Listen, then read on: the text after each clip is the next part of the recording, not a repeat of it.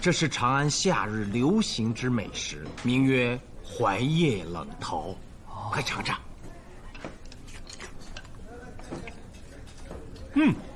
好吃啊！此面由槐叶汁和成，煮熟后过冷水，再加上菜叶儿和肉酱。多谢苏兄带我品尝长安美食。马兄啊，你升任殿中少监，掌管天子车服，总领上衣、上食、上药等6局，真是可喜可贺呀！本以为今天可以向你和卢兄好好请教探案吉凶的本事，没想到竟让我管宫中琐事。哎，这是天子的信任，从8品破格晋升为4品，这多少人求之不得呀！实不相瞒，当年当今陛下任潞州别驾时，麾下的司法参军即是在下。哦，那在杭州的时候没听你提起过呀？只有短短几个月的交集，我以为陛下早就把我忘了。哎呀，当朝天子是念旧之人，此番定是看中了你的才干，马兄的仕途，未来不可限量哦。可我这辈子就想当捕贼官。哦，对了，我听说前一阵有天下第一仵作之称的耿无伤死于马钱子之毒，怎么回事？能给我讲讲吗？这马钱子怎么用是药，怎么用变成了毒？马蒙很好奇啊。二位一看就是有钱人，我们店的鼓楼子是长安最有名的，给二位上一个。何为鼓楼子？来自西边的美食，大号的带馅糊饼，将羊肉馅分几层平铺在饼里，隔层撒入胡椒和豆豉，表面撒上芝麻，再抹上酥酪，烘烤而成。嘿呀，遇到行家了！苏兄，这就要怪我了，在杭州没请您品尝这道美食。无妨无妨。哎，在长安品尝也不晚啊。我们店每天限量10个鼓楼子，都是给达官贵人定做的。可今天有个客人没来，便剩了一个，给二位上来。你等会儿，我先问问，多少钱一个呀？哎，给你少算些，90钱一个。90钱，马兄，要不咱们下次再来品尝？嫌贵呀，羊肉可又涨价了，一个鼓楼子要用1斤多羊肉呢，再加上酥酪和胡椒，这哪个便宜？不是嫌贵，只是我今日囊中羞涩，没钱请什么客呀？回来。今天你剩的鼓楼子我们不要，明天给我做10个新的，多加胡椒，多加羊肉。明天你们何时来？我提前做好。做好后直接送到万年县县，我请这位苏县尉品尝。县尉，哎呀，方才多有得罪。马兄，快把银子收起来，何必跟他置气？不行，10个鼓楼子我必须请。这不正在请教苏兄，算是答谢。那我也吃不了那么多呀。那就5个，苏县尉与同僚分而食之。另外5个，给我送到雍州府，我请司法参军卢凌风品尝。呀，这都是大人物，记下来。苏兄，马前死。哦。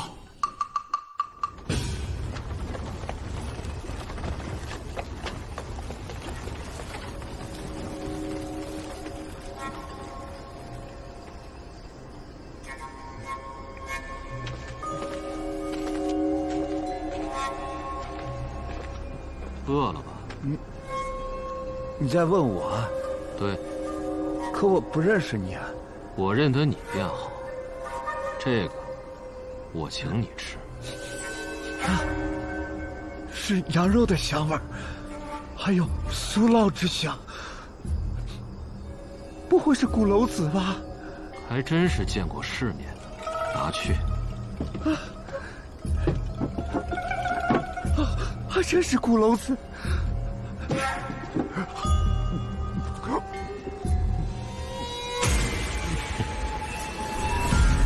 死者是个乞丐，没人知道他姓名，死状极为可怖，身体手脚相救，几乎完成了宫刑。这像极了马天子中毒，已经派人去请苏产仵作来验尸了。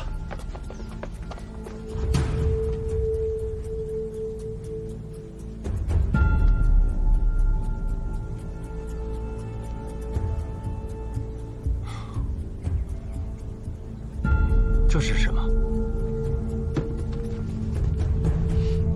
好香啊，有点像前日吃的鼓楼子。你别说，还真是那个味道。苏县尉，就是您那位朋友前日专门送来的那道美食。快去，快去！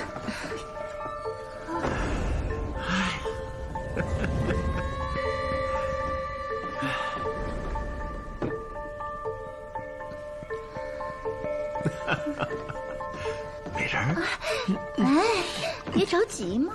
急，我可太急了。你还没告诉我，你是做什么的呢？重要吗？当然重要了。我可不想做别宅妇，人家可是想嫁给你的。哦，可我怕说出来我是做什么的，吓坏你。你不会是当官的吧？刚才我可看到有人给你送礼了。对啊，送礼了，看看是什么。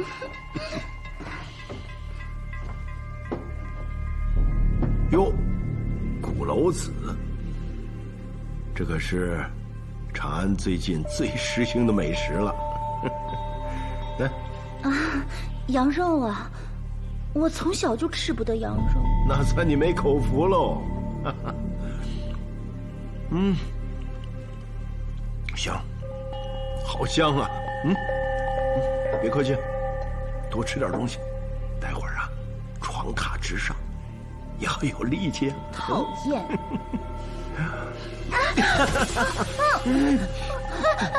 等等，你都不肯说自己是干什么的，如此不明不白的，我……其实我不说呀，是为你好啊！谁呀？怎么回事？夫君，我对不起你。敢勾引我娘子，这事咱俩没完。你是什么人？敢闯本将军私宅？岁数不小，力气还挺大，冒充将军，你吓唬谁啊？将军能看上我娘子啊？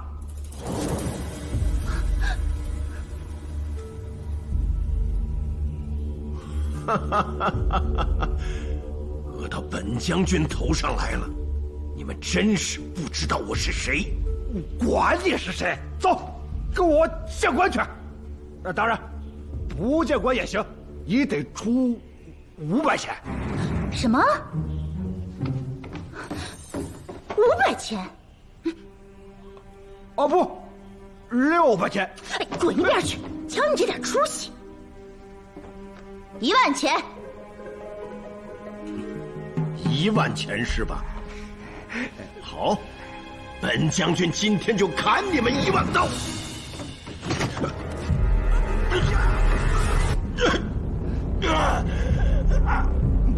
老装什么呢？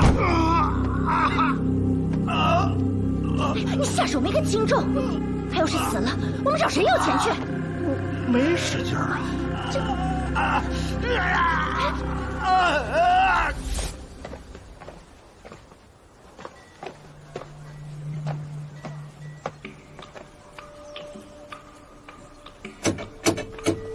哎，你找谁啊？这里可是朱大将军的私邸。你是？你家主人的吴中老乡，姓陆，名同。陆同？听着有点耳熟呢。你是怎么找到这儿的？朱大将军不在左金吾卫公谢和大营理事，也不在自家的府邸，我呀就一通乱找。还好公谢的陆氏说，最近大将军置办了一所别院。真是多嘴。赶紧去通报吧。你看，吴中送来的纯菜，我还专门买了3条鲈鱼，待会儿做得了纯菜羹和鲈鱼块，我跟你家大将军便以纯鲈之私忆我们的吴中故乡了。但大将军在处理公事，不便待客。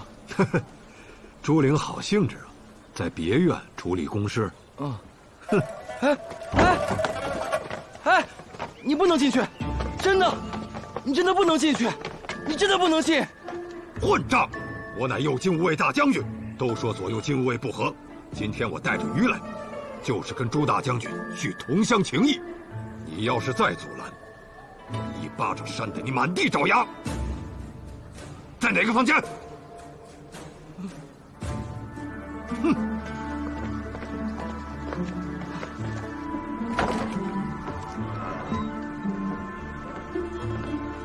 朱大将军，最近可好啊？北在？在呢。不会是养了别宅妇了吧？也不算。最近常有一些别宅妇以美色惑人，行敲诈勒索之事。朱大将军，以您的身份，这种事儿最好少做啊！陆同在门外候着。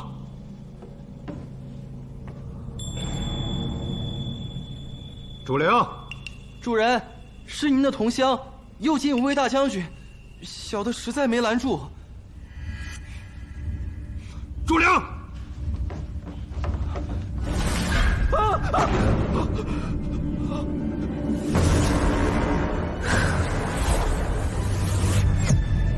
昨夜万年县发生一起命案，死者是名乞丐，死于马钱子之毒，额头处有严重外伤。巧了，半个月以来，也有3名60岁以上老者死于非命，也是马钱子中毒。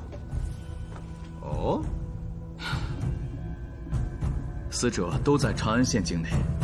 新任长安县尉魏燕向雍州府通报了案情。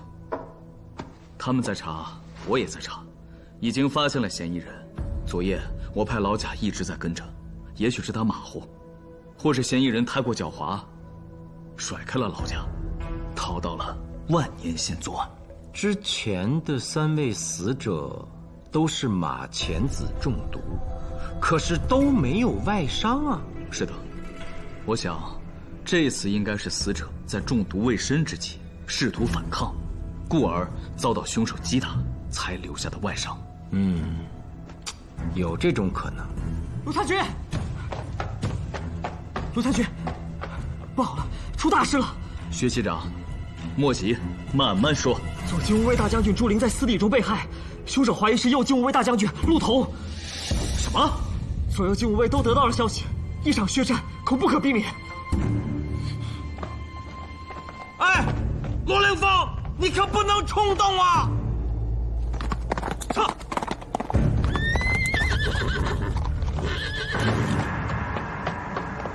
都冷静，大家别冲动，别冲动，把刀都放下。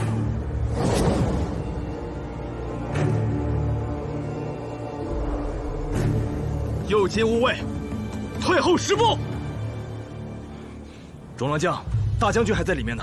右金吾卫的弟兄们，誓死保护大将军！誓死保护大将军！我知道你们的感受，但长安地界，天子脚下，左右卫刀兵相见，这绝不是大将军想看到的。退后！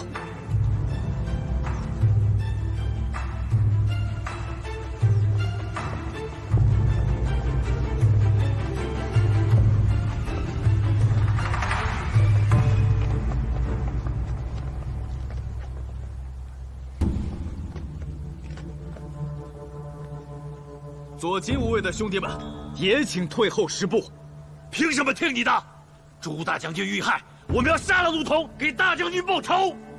雍州司法参军卢凌风绝不会包庇凶手，但在案子还没有查清前，断不可仅凭猜测，更不能被他人利用。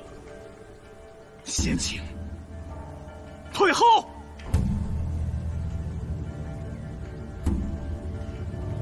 退。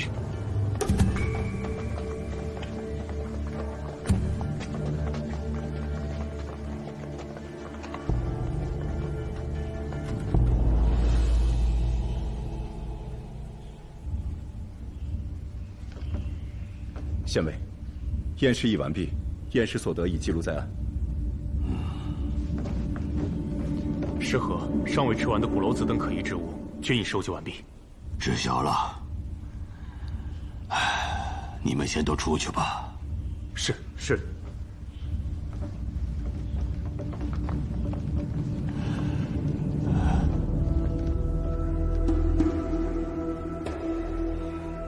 你我相识40载有余，不想今日为宴，竟以这样的方式为你送行。周灵兄，你走好。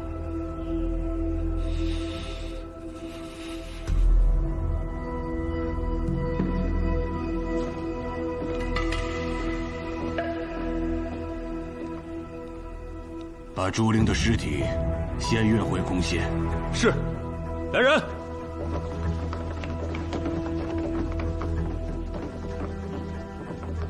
大将军，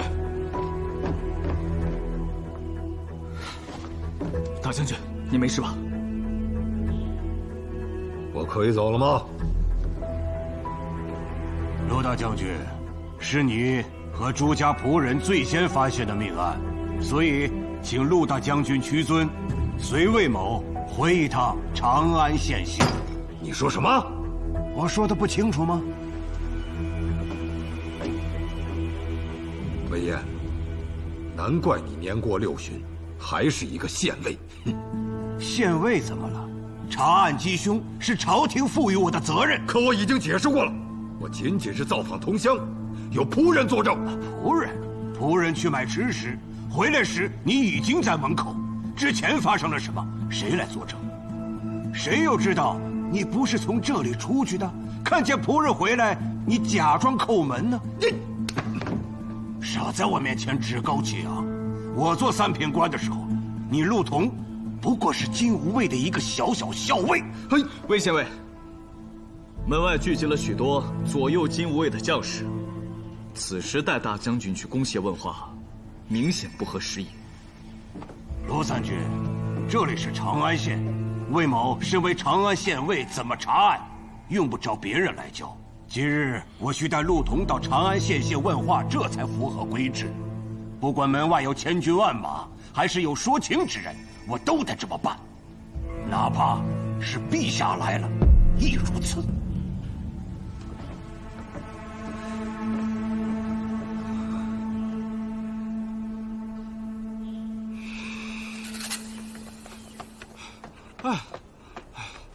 苏明见过魏县尉。这里是朱雀大街以西，并非万年县的地界。你来干什么？来我长安县查案吗？不敢。那就是说，你也是来给陆统求情的啊？免开尊口。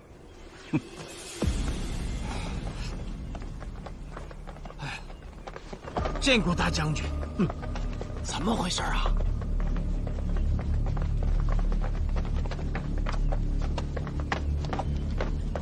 苏县尉，冯机长，我能看看尸体吗？啊，那你快点。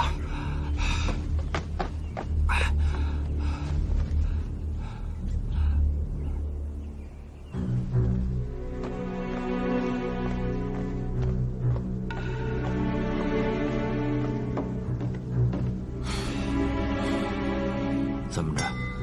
生气了？比你更气的是陆童吧？大将军确实气坏了。要知道，他主动找朱灵是天子授意的，为了缓和左右两边的矛盾。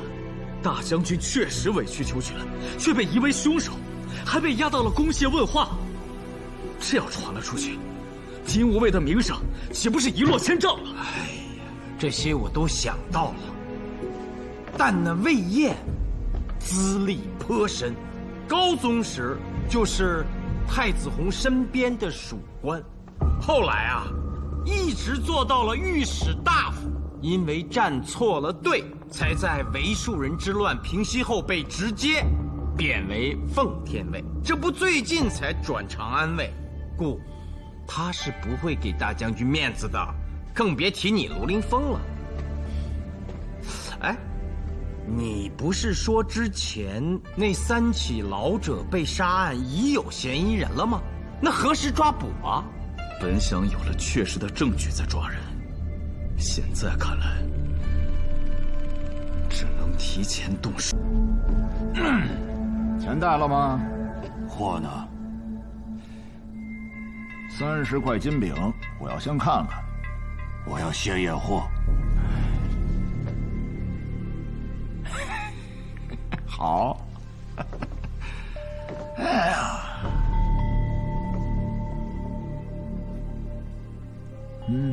看看，这里边装着3个人的魂灵，均来自70岁开外的老者。你可以算算，如果把瓶子里的魂灵一口气服下，能延长多少年的寿命？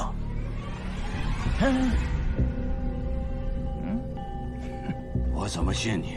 万一你是从年轻人那里取的呢？哎呀，怎么可能？哎，我亲自在他们酒池里下的马钱子，亲手取得他们的魂灵。哦，原来如此。你说这宝贝，要你30块金饼不多，你不要也无妨。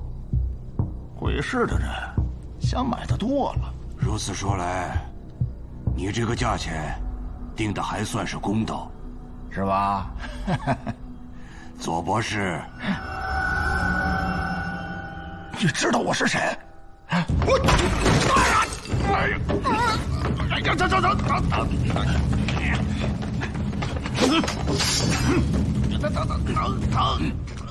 左路，你身为太医署骤进博士，专门谋害高寿的老人，获取所谓魂灵，再以高价卖给病入膏肓的有钱人续命，你该当何罪？等，还有你是买家吧？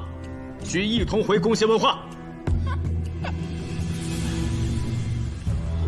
这里是长安县境内，本县尉在此，还轮不到你们抓人。看好了，这个左路是我先抓到的。来人，把这个左路先押回去。上官饶命啊！上官饶命啊！哎呀，上官饶命啊！陆三绝、苏县尉，这我已经盯了2天2夜了，人家没准盯得更久。我问你，为什么只有马钱子下毒？因为服用完马钱子毒后，人的身体就会在剧痛当中反复的弯曲，只有这样，才能挤出他的魂灵来。竟如此的邪恶！所谓挤出魂灵，你根据何在？我试过，真试过。人死了之后，他的尸体会变轻，轻足足半两。你说，这半两不是他的魂灵，还能是什么？住口！纯属妖言惑众。左近五位大将军朱灵，也是你杀的吧？朱大将军，这朱大将军不是我杀的！不，这不是我杀的。死状和先前被你所害的老人没什么两样，不是你又是谁？这真不是我呀！我怎么敢对朱灵大将军下手呢？我又不傻。一看你就是个狡诈之人，不用大刑，焉肯招供？来呀，把他拖下去，先打100板子！哎，上官，我可是太医术的博士啊，上官。吴参军，我听说那个左路招供了。是。哎呀，他一个骤进博士，又不会武，还在雍州府的严密监视下，如何能杀得了金吾卫大将军？这个我当然知道。左路的招供应属魏延酷刑下的逼迫。至于魏延的动机，现在无从得知。那个朱灵的尸体我见过，太阳穴上有击打伤，虽无法判断凶器，但是可以肯定的是，跟之前被杀的乞丐是同一凶手，故万年县申请并案。若暂时没有其他证据，他魏延恐不会答应。在没有上报到雍州府之前，我也无法插手啊。哎，我有个预感，若真凶逍遥法外，还得死人。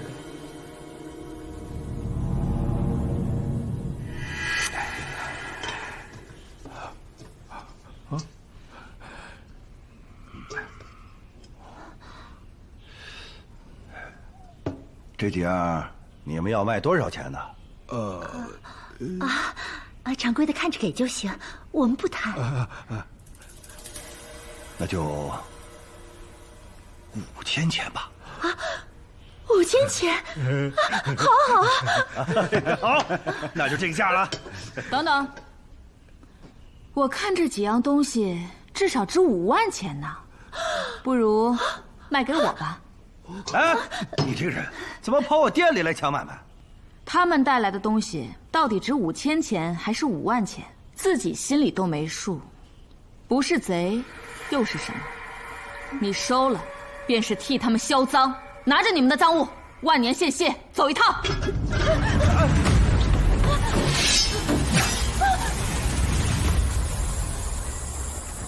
鼓楼子，对，那老头说，那河中的吃食就叫这个。他吃了多少？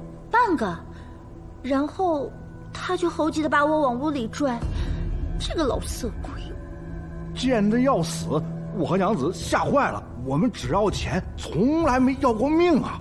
于是赶紧跑，但有句话叫“贼不走空”，就顺上了那几样东西。你说那鼓楼子是别人送他的？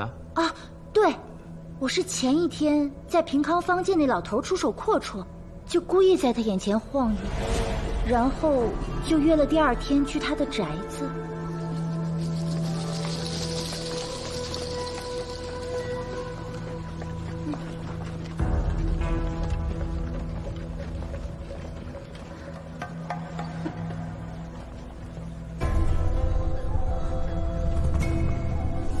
你可看清那人长相？离得有点远，看了个大概。铃铛，去把喜君请来。是。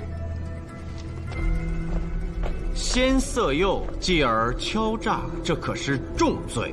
你现在需将那送礼之人的样貌仔细回忆，并配合弓械，画出画像，可将功抵罪，明白？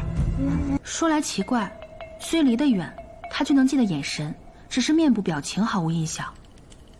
哦，他怎么那么像个人啊？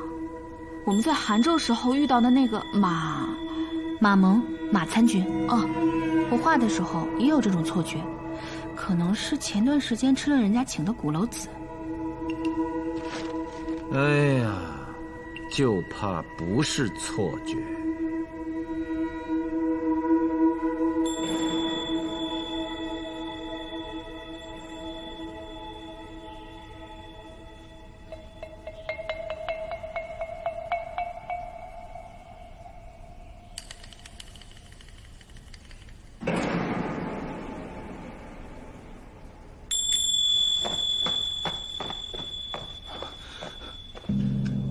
马少监，来客人了。还不就是我的老同窗刘子规，让他进来。并非柳郎，是雍州司法参军卢凌风，和万年县尉苏无名来了。哦，是这二位，快请。是。哎呀，欢迎二位，马蒙有失远迎啊。苏县尉，卢参军，韩州一别，终于在长安相见了。马少监，之前有公务在身，实在不得已爽约，还请见谅。哪里话，那一日我与苏兄相聊甚欢，是，特别是吃到了槐叶冷桃，那独特的味道让我神清气爽了好几天啊。哎，你要这么说，那我们更得感谢你专门给我们送去了鼓楼子。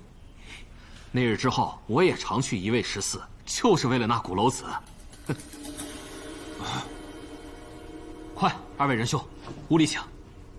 请。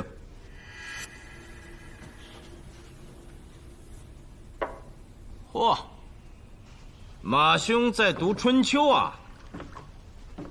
啊，这个版本的《春秋》，书铺里可是不容易见到的。哦。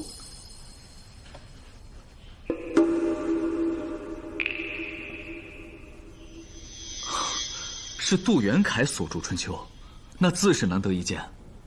不知马兄是从何处得到的？这可要感谢我的同窗刘子规了。他探究《春秋》颇深，自己虽未考取功名，却常在西明寺和赵景公寺向那些寄居寺院准备明经考试的学子传授《春秋》，颇受欢迎。那应是有家学，不知其祖上是哪位大儒啊？这个我还真不知道，他平时也未曾说起过。啊，他不仅熟知经典，对绘画也很有研究，每次来都要盯着那屏风看上半个时辰。哦，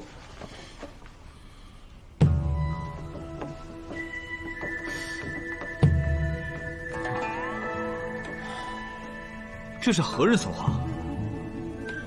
说来奇怪，这屏风上并没有作画之人的名姓，却被殿中省视为宝物。据说当今陛下来殿中省时，也在这屏风前驻足良久。哦，省宫歌，这不是真的马球场，毕竟太小了。卢兄是我大唐的马球高手，一眼便看出来了。据说这画的是东宫的后花园。哦，中间的这位高大英武、有帝王之气者，应是太子弘吧？苏兄好眼力，正是孝敬皇帝。先前呢，我是看过孝敬皇帝的画像，但如此生动的打马球图，我还真是第一次见。今日到你这儿来，苏某真是开了眼喽！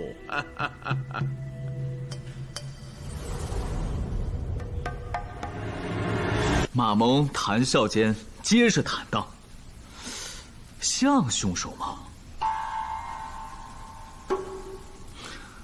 当然，身为捕贼官，我这么问就是错的。我知道，不应该以自己的判断而影响断案方向。抱歉，算我什么都没说。你说的正是苏某想的，但鼓楼子、马钱子，还有那宫中常用的高档食盒，均出现在杀人现场，让我不得不让樱桃去查他一查。我反正不相信马蒙会是凶手。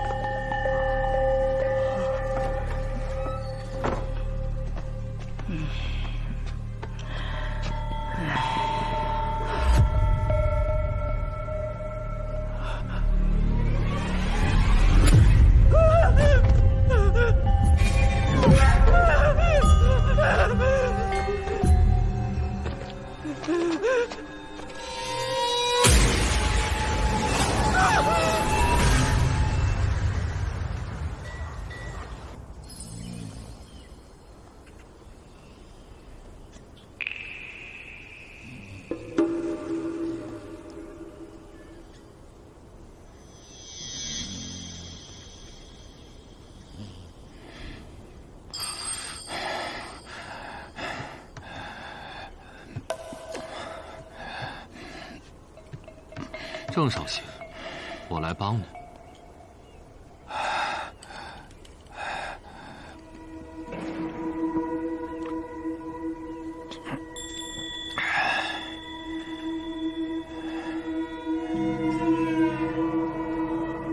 你不是我家里人。在下新任殿中少监马蒙。殿中少监马蒙，哎呀，听说过呀。陛下的红人，贵客上门，怎么没人告诉我一声呢？少卿，是我见您休息，就没让他们叫醒。您这园子如此漂亮，我也沾沾您的光，想着半日清闲。真是抱歉啊，刚才老夫睡着了，多有怠慢啊！我马上让他们备酒。管家已经安排了啊。好，还算是会做事。我给您带了一样小食，您若不嫌弃，尝尝。哎呦，您这真是太客气了。鼓楼子，您趁热品尝。啊不，这个我不能吃。来人呐！为何喊人？听说左近无为的朱灵，就是吃了鼓楼子，中毒遇害的。哦，是吗？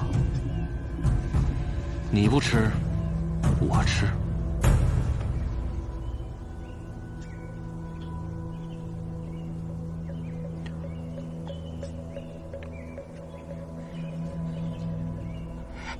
来人呐！来人呐！别喊了，他们都忙着准备酒席呢。你真不吃啊？我来看望你，可是受陛下之托。看来你是铁了心，要站在公主那边了。这是哪里的话呀？老夫曾经跟随过孝敬皇帝，视当今天子为正统，定誓死跟随啊！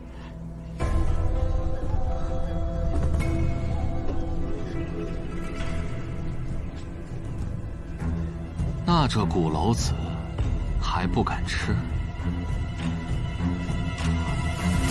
不是不敢吃，我是不喜欢这个味道。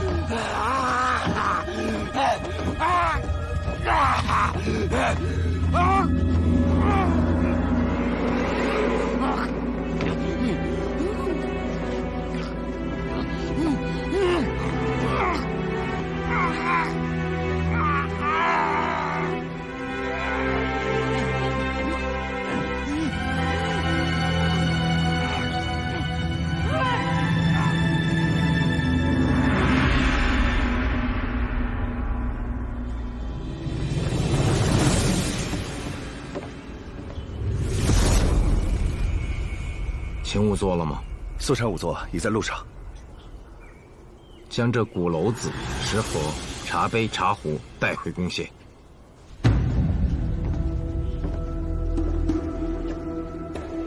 绑你们的人，你们可看清长相？他在背后一下就把我打晕了，在醒来时，我们就都被绑在一起，根本没看到那人。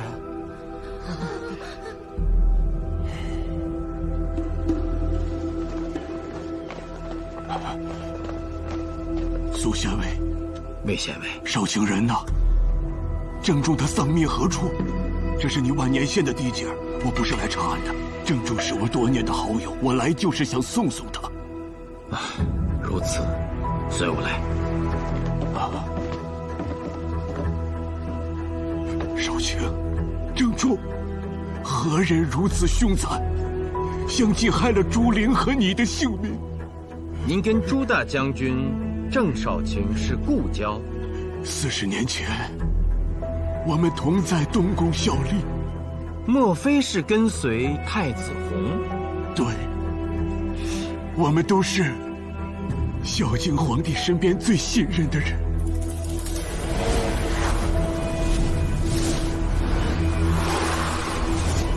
魏县尉年轻时候可打马球，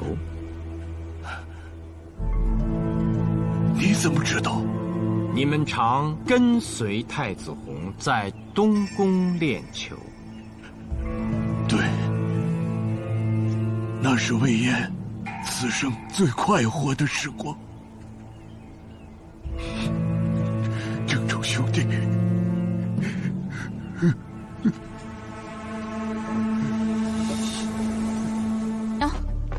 我回来了。马蒙并未离开过殿中省公廨，对吧？是，他除了处理政务外，一直在读《春秋》，餐食也非常简单，饭后打拳，睡前练刀，倒有几分像卢凌风。我刚才看到喜君了，他也回家作画，说今晚亥时可成。太好了，苏县尉，苏县尉，你怎么回来了？和平坊发现一具女尸，死于马钱子中毒，太阳穴处也有个血窟窿。那是长安县的地盘，是雍州府的刘登公堂接的报案，故而我们可以直接查找。卢三军特意让我过来告诉苏县尉。死者可在60岁以上啊？对啊，你怎么知道？还听说那女子是从宫里出来的。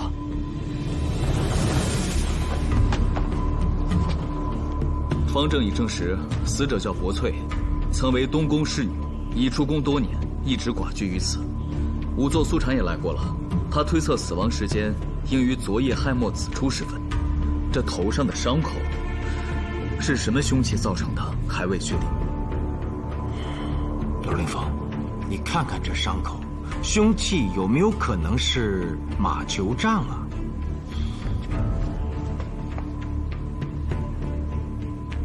尺寸倒是合适，但马球杖皆为木质，行凶者力气就算再大，也不可能造成这样的伤口。那马球杖就没有其他材质的，比如金银铜铁？有，但极为少见。马球比赛用的皆为木质，其他材质当用于礼仪场所。礼仪场所？你曾说过还会死人，你的直觉是对的。直觉告诉你马蒙不是凶手，你也是对的。从昨日午后起，我就让樱桃连续12个时辰暗中监视马蒙，他根本没有作案时间。还有就是朱灵、郑重都做过东宫属官，跟随过太子弘。这都是40年前的往事了，你能查得这么仔细，实属不易啊。哎，不是我有意要查的，是魏燕跟我说他曾经跟这2人是同僚。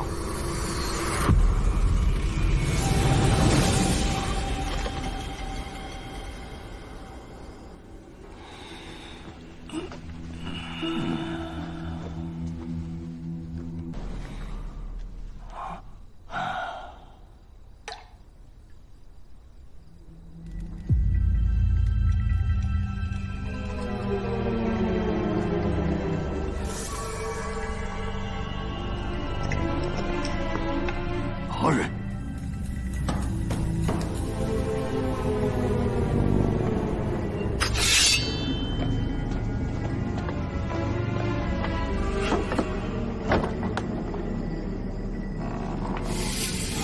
魏县尉，是你们？这么晚了，来干什么？魏县尉，你这大晚上的提着刀，是发现了什么异样吧？异样？哼！我魏某天不怕地不怕，更不怕什么妖魔鬼怪。卢凌风，我知你武艺高强，既然你是从房顶上来的，那又何必敲门呢？房顶？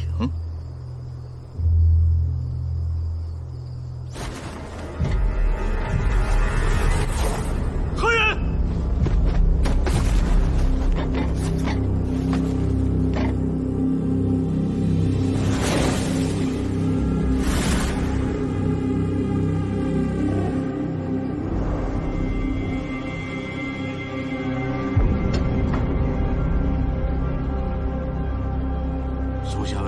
无外乎就是个小贼，魏延何惧啊？人从房顶来。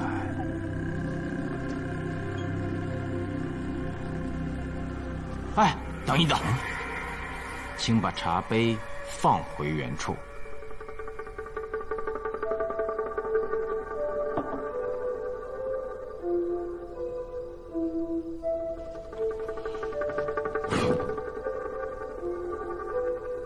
魏县尉，如果我没猜错的话，这茶里已被下了毒。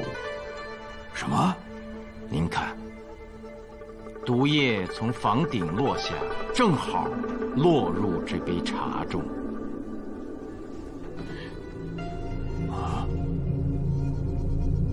还真有毒，而且就是马前子。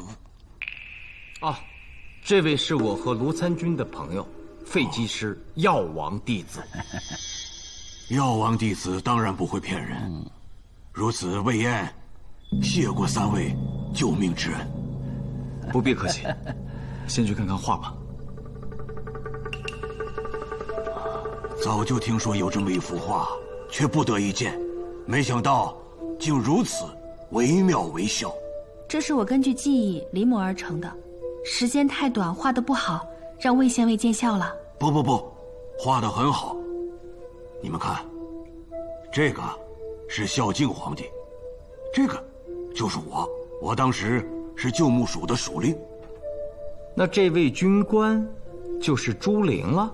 对，那时朱大将军是太子左卫、律府司节，这个是郑重，他当时是史官署的署丞。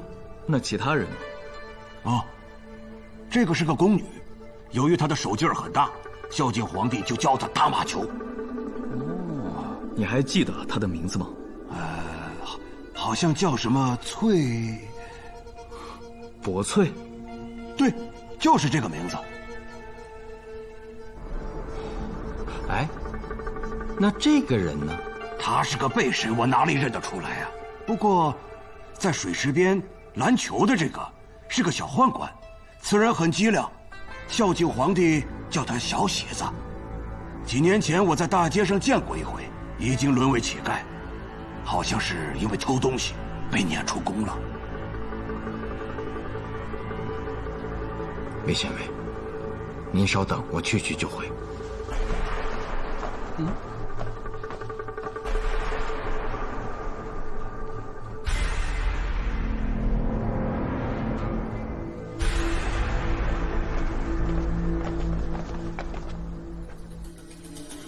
二位，别打哑谜了，难道要急死我魏延？3日前，万年县发现一具尸体，已验过是马前子中毒，且头部有击打伤。刚才我再次验尸，发现他是一名宦官。小喜子，这幅画怎么会这么邪门啊？恐怕是凶手刻意为之，根据这幅画杀人。这倒让我想起来了南州的石桥图，如果是那样的话，画上这个不知名者，也许就是凶手。据马蒙说，整个殿中省没有任何人知道这幅画的作者是谁，故这个被审者的身份，吏部的旧档案中应该记载着当年在东宫任职的官员名录。哎，我又想起一个人来，如今的鬼司令冯泰，此人喜欢搞一些稀奇古怪的玩意儿，孝敬皇帝也贪玩，故此常把他请到东宫。你们去找找他，或许他能忆起当年的往事。我来看看，你们确实找对人了。40年前，我常去东宫。没错，这位就是太子弘。哎呀，他死的时候，我哭了3天3夜呀。我以为大唐国运就此衰矣，没成想延续至今，还有日益兴旺的兆头。你看，这位不是你吗？啊，是。封令啊，啊，我们是想让您看看，这位是。此人，吐图文真也。哦，哎，对，就是他，孝敬皇帝身边最信任的内侍。我怎么把他给忘了？哎呀，多谢老神仙。那我们赶紧回去，查这个吐图文真的下落。哎，别查了，他就在我的鬼室。至是之后，他无处可去，便到鬼室做了我的主簿。哦，鬼市土地庙后头有处宅子，他理事吃住都在那儿。太好了，那就烦请您带路。还不开门？要不是领了暂居凭证，1年之后可换长居凭证，3年后便可在长安登记入籍。我才不办这鬼事儿！谁会在这儿？哎，都等这么久了，再等等。哎，也许是那老阉人酒喝多了，没醒。是吧？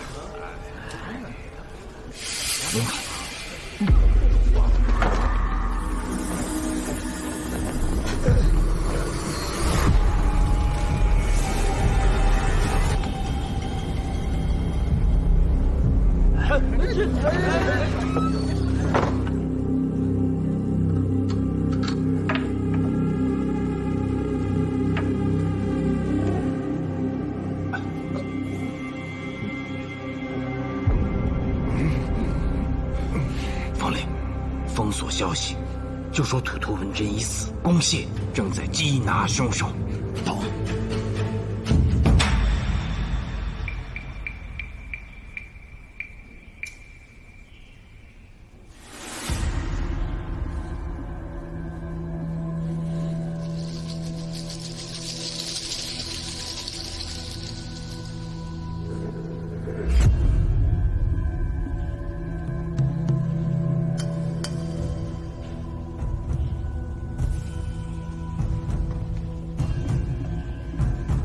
又敢带了？礼以行义，信以守礼，行以正邪。若刑律不能纠正邪恶，那自会有人出手。所谓多行不义，必自毙。恶人必须受到惩罚。六兄，你这一句两春秋，难怪那些备考的学子都要称你为春秋大儒。这个可不敢当。我记得之前被人尊称为春秋大儒的，还是孝敬皇帝的老师郭瑜。那才是真正的大儒啊！望其项背，亦不能。走了。刘兄，你最近都在忙些什么？忙我该忙之事，可否透露一二？子曰：“譬如为山，未成一篑，止无止也；譬如平地，虽覆一篑，进无往也。”我刘子规绝不会功亏一篑。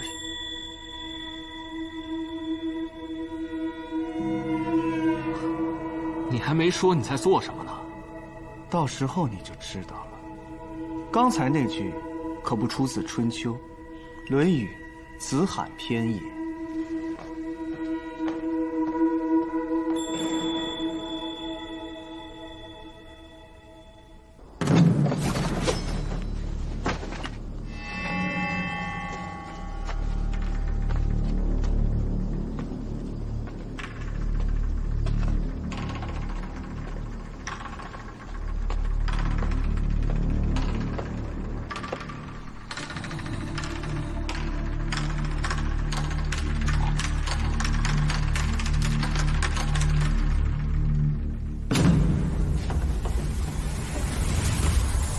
老匹夫已有防备呀。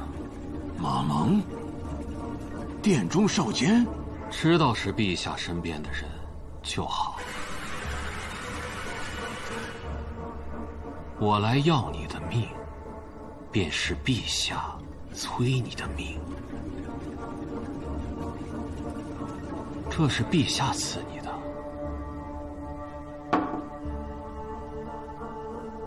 吃了吧？你说的陛下，不是当今的天子吧？哦，老匹夫，看来你还记得自己曾经做的恶。你说对了，我奉孝敬皇帝之命，索你命来的。混账东西，装神弄鬼！待老夫请你替朱灵和郑重报仇。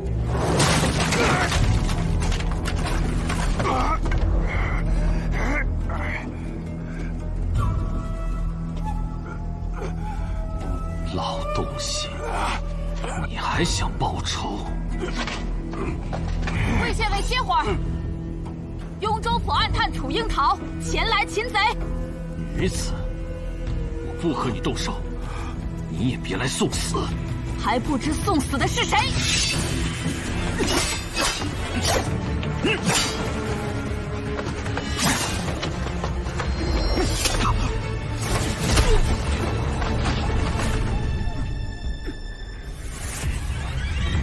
来者何人？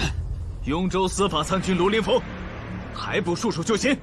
久闻你的大名，看来我中了埋伏了。不能功亏一篑，看剑！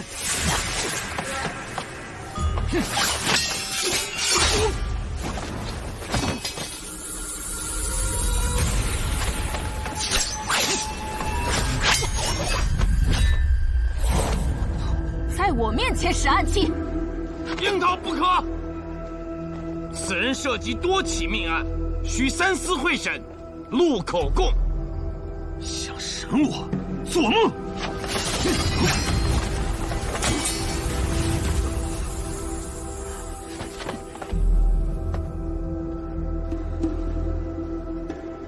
我乃殿中少监，陛下身边的人，你们能奈我何？殿中少监，你不会真把自己当成马蒙了吧？马少监，出来吧。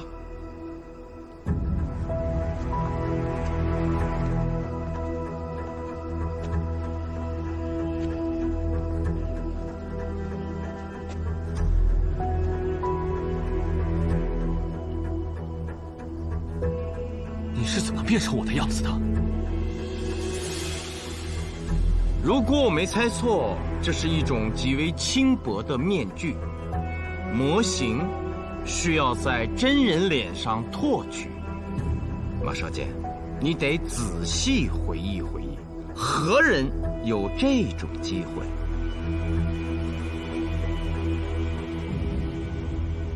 初到京师，没有太多朋友，只有同窗刘子规格外亲近，一起喝酒，听他讲春秋。曾大醉借宿过刘府。刘兄，不会真的是你吧？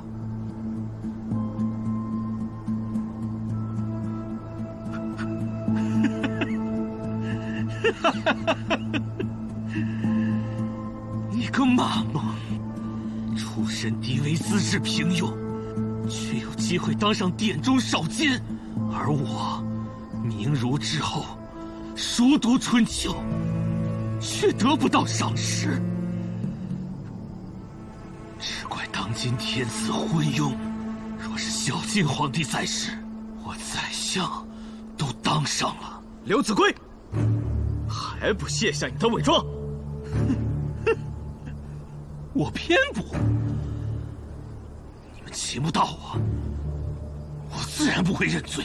昨夜我在吏部翻看东宫卷宗的时候，发现一个名字：郭思恭。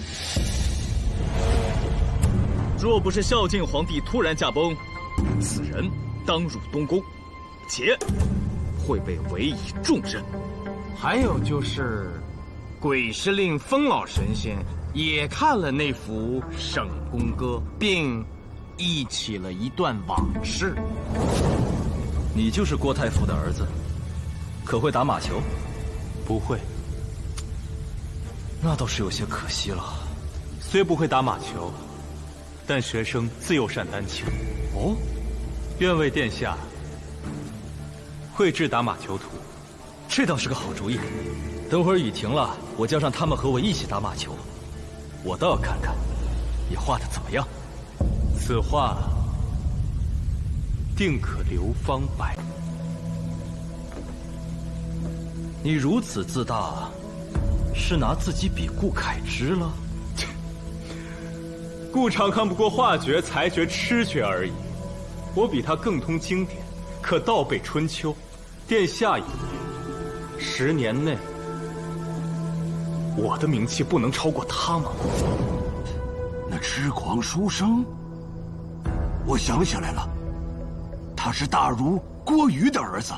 对，就是这位郭思恭在孝敬皇帝离世10年后，向殿中省进献了一架屏风，而那屏风之上，便是那幅省宫歌。刘兄，你每次来找我，都对着那屏风发呆，莫非你与那郭思恭有何关联？刘兄，摘下你的伪装吧！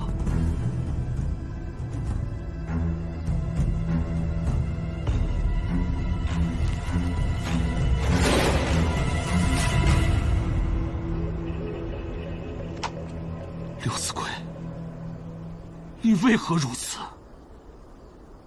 画上那些人都是你杀的，他们该死，个个都该死。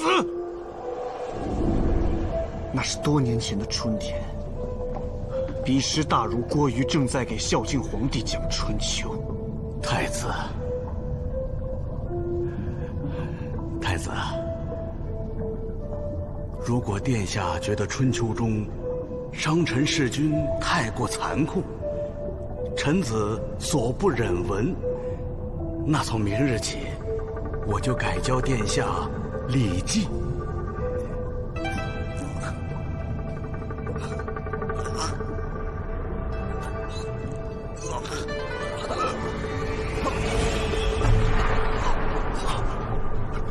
太子，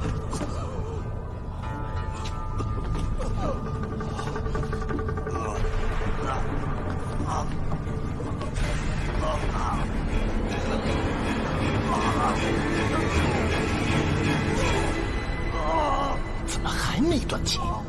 中了马钱子毒，不是很快就死了吗？我照他太阳穴，给他一球杖，省得他难受。如何？那可不能只你一个人打，要动手，在场的每一个人可都有份儿。你是怕，若不如此，将来有人会走漏风声。我们不是奉命行事吗？又怕什么？怕以后下命令的人反悔呀。魏燕的主意不错，就这么定了。小喜子，你也要动手啊！我，不然就把剩下的红饼吃了，给殿下陪葬。别！我做便是，我做便是。哎呀，快动手起来！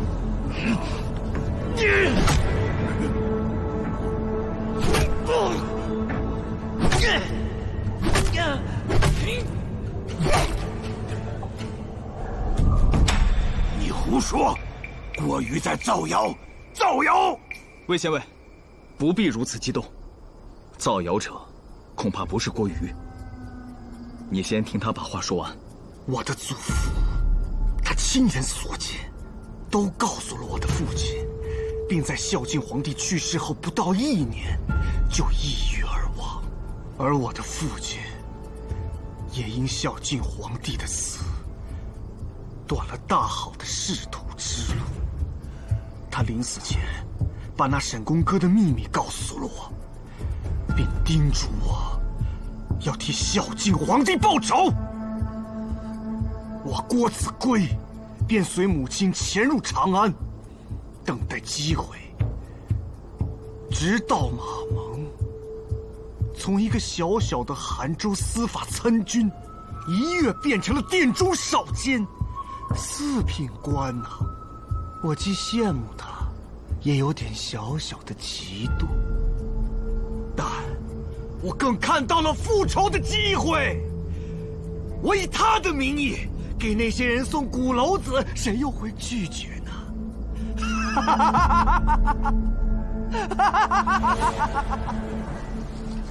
这一定是陛下的美意吧？大将军，还需要我说破吗？如此，多谢少监了。鬼司令风老神仙还回忆起一件事：太子弘对他的老师郭瑜极为尊重，曾将高宗皇帝所赐的黄金马球杖转送给了这位大儒。你此刻所背，正是此物吧？是，又如何？本想把马钱子之毒灌进魏燕的嘴里，然后像对那些人一样，以他们谋害孝敬皇帝的手段对付他们。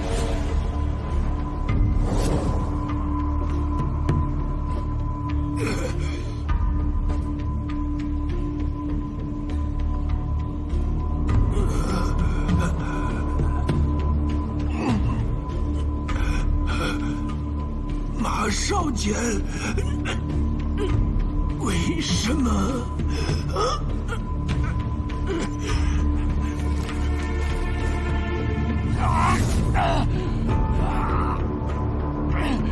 你到底是谁？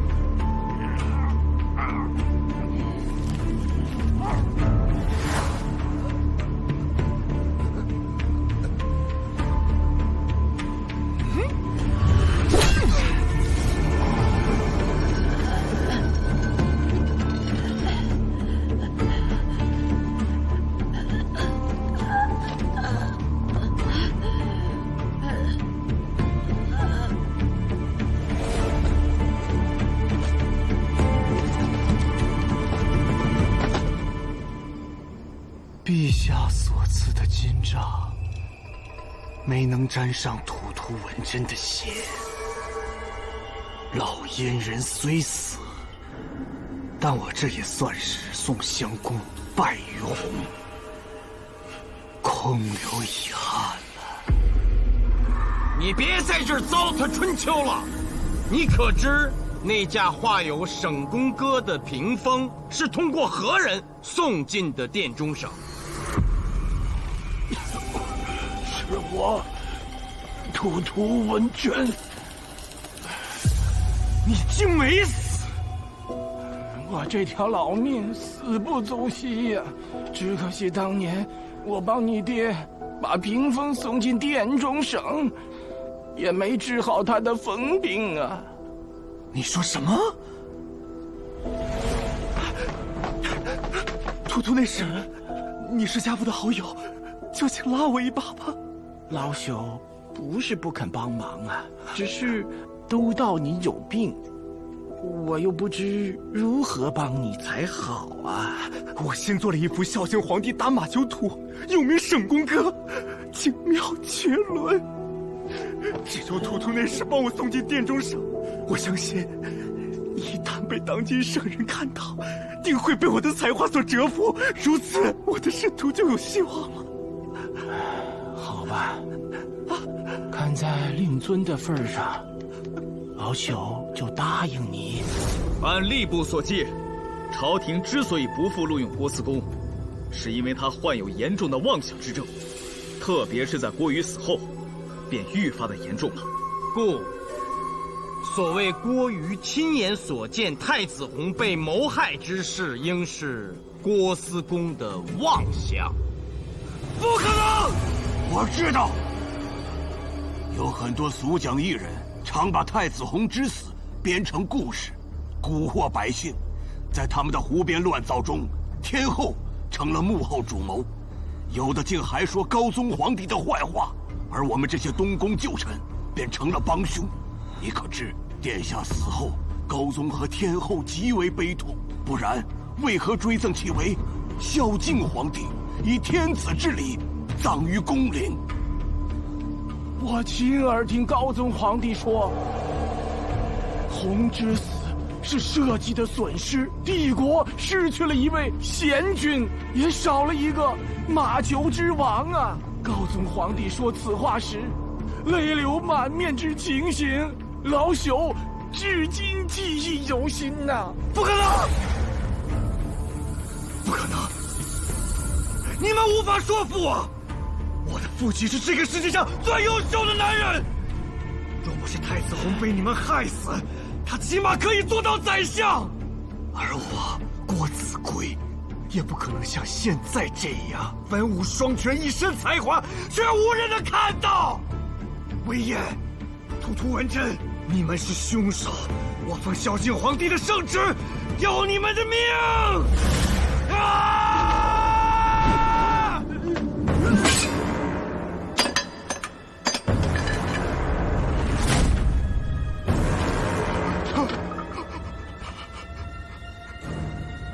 这是陛下所赐，这是孝敬皇帝赐我们国家的宝物。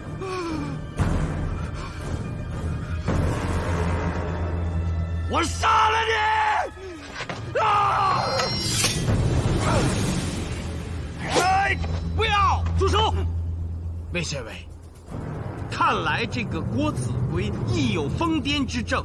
他虽已交代了罪行，但此案涉及多名朝廷重臣，仍需三思会审。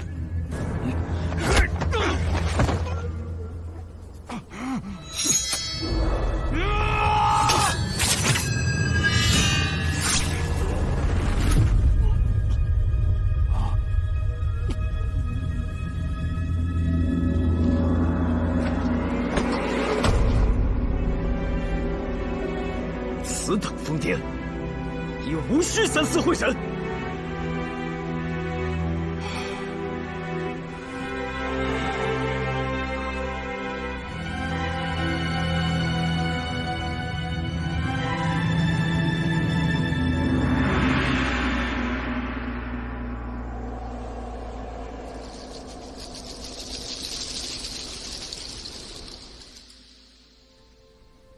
天子命殿中省毁掉这架屏风，听说了，细君以为甚是可惜啊。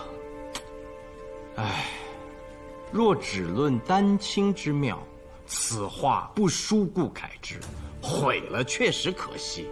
还好，公主听说此事，派人来要这幅屏风了。哦，公主所谓何用？公主说，睹画思人，以解思念兄长之忧愁。孝敬皇帝驾崩时，公主才10岁。据说他们兄妹关系甚好。不管这是不是借口，但毕竟保住了这幅丹青珍品。